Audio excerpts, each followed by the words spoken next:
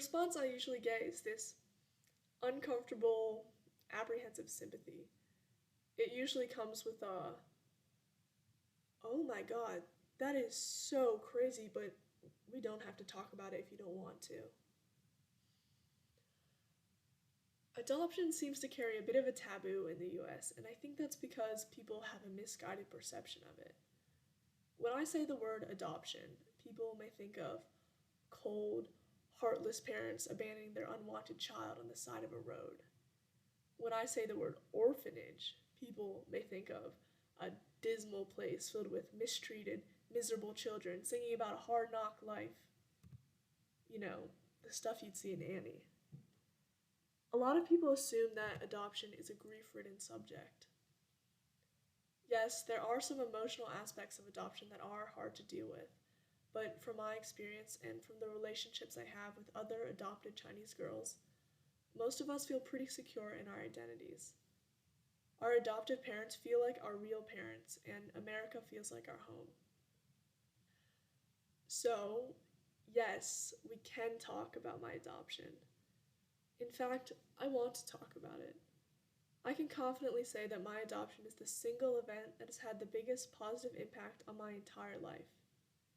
It's taught me so much about identity, culture, gratitude, chance, but most importantly, love. But first, I want to answer some frequently asked questions about my adoption. I was adopted from Yuanling, China, in the Hunan province. I was brought to the United States when I was about 13 months old. Yes, I did spend some time in an orphanage. I also spent about a year with a foster family. No, I don't remember anything. Infantile amnesia makes no concessions. No, I have no idea who my biological parents are or if I had siblings. Yes, I could be a long lost Chinese princess. No, I don't know when my real birthday is. That information wasn't left with me when I was abandoned. Yes, I was abandoned. I was left at the orphanage gates when I was about 3 months old. And no, I don't think there's any chance of me ever finding my biological parents. 2 summers ago, between my sophomore and junior year, I got to travel back to my hometown in Yuanling. Before going back to China, I had never deeply thought about my adoption. It was just something that had happened to me when I was a baby, something I didn't even remember. But going back home, walking through the very streets I could have grown up on, visiting my orphanage, in which I spent the first few months of my life in, that made everything so much more real to me. And the biggest thing, the biggest connection to my past was meeting my foster mother. That memory is incredibly vivid for me. It was mid-morning and my family and I were driving up this hill to my orphanage where I was going to meet my foster mother. I was seated in the back of the van, staring out the tinted windows at the Chinese street life passing by, trying to catch every little detail. I could feel my heart beating rapidly in my chest and my mind racing to keep up with it. What would my foster mother think of me? What if she didn't recognize me? What if I see her and feel nothing? What if this monumental moment, this moment I've been waiting for my entire summer, is disappointing? I tried my best to push these thoughts out of my head. And then we were there. The van pulled up to the orphanage and the doors slid open. When I stepped out of the car, everything happened so quickly. I saw a stout Asian woman in a fluttering gray dress, and all of a sudden she had me in her arms, and she was crying, and I was crying, and my parents and older sister behind me were crying.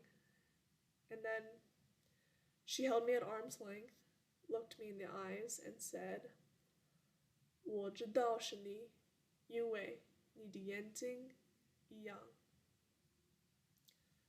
I knew it was you because your eyes are the same. In that moment and in the hours that followed, I had this incredible feeling of being loved.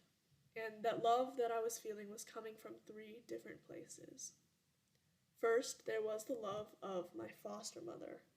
I could feel it in the way she looked at me, the way she touched my hair, the way she kept piling more rice on my plate at lunch. That love was incredible to me. This woman had only known me for a year when I was a baby. When I was adopted, she completely lost contact with me. No idea who adopted me, where in the world I was living, or what kind of person I grew up to be. But when I came back to her, 16 years later, nothing like the baby she knew me to be. It only took a second for her to fall back in love. And that is the extraordinary thing about love. Love transcends space and time. It crosses continents and it persists through years. When you fall in love with someone, when you truly fall in love, romantically, platonically, or paternalistically, it's not something that just goes away with distance or time. The second type of love I was feeling that day was the love of my adoptive parents. When they adopted me, my mom, Joan, and my father, Gary, completely changed my life. In America, I've been blessed with education, opportunities, and rights that I would have never gotten as a woman in China. In my 16 years here, they've given me more love, care, and support than I could have ever imagined. And bringing me back to China, going out of their way to find my foster mother and my orphanage just so I could see them and reconnect with my past, that spoke incredible volumes of love too. And finally, on that day, I felt the love of my biological parents. Giving up your own child, a child that shares your DNA, a child that is half you and half the person you love, a child that you carried in your womb for 9 months. That must be one of the hardest things a parent can do. I will never know why they gave me up for adoption, but I choose to believe it was a sacrifice made out of love. Maybe they didn't have the means to support a child. Maybe they wanted me to have a better life. Whatever the reason, the love and courage that motivated them to give me up for adoption has given me the privilege that I have today. Love changes lives. But when I think about my adoption and all these different parallels of love, the biggest, most overarching concept that I see is that love connects people. The stories of my adoptive parents, my biological parents, my foster mother, and my own are all connected and intertwined through love. Without this love, none of our paths would have ever crossed. So, I encourage all of you to look for the love in your own life, and you don't need a monumental experience like going back to China and meeting your foster mother to recognize it. First, look for the ways that love transcends space and time in your own life. Do you have family that live far away, or friends you only see a few times a year? Next, look for the ways that love is shown to you. Do you have parents that care for you and support you in all your endeavors, or do the little things like bring you lunch while you're in Zoom class? Do you have friends that are there for you no matter what and will stay up until 3 a.m. to talk to and support you? And finally, look for the ways that love has changed your life. What sacrifices have people made because they love you? How has your life been impacted by the love that is shown to you in big and small ways? Love is hard to verbally define, especially for someone as young as myself. However, it's easy to feel.